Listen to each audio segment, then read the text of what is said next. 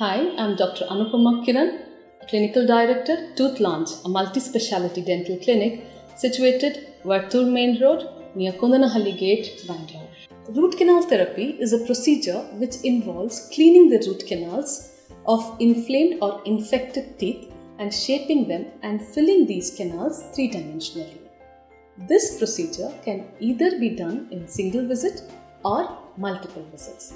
This has to be assessed by your endodontist or the dentist who is performing the root canal. Single visit root canals do have many advantages that they save a lot of time and the patients need not visit your clinic many times. Also, it prevents intra-appointment contamination in case of dislodged temporary fillings. So here comes these were the advantages of single visit root canal. But in certain cases, when your teeth are infected or when we are performing re-root canal treatments, we cannot actually go for a single visit root canal.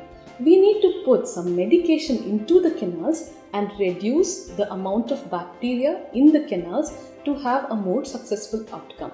In these cases, we might need to go for multiple visit root canals. So it is basically your dentist's discretion that is he going for a single visit or a multiple visit.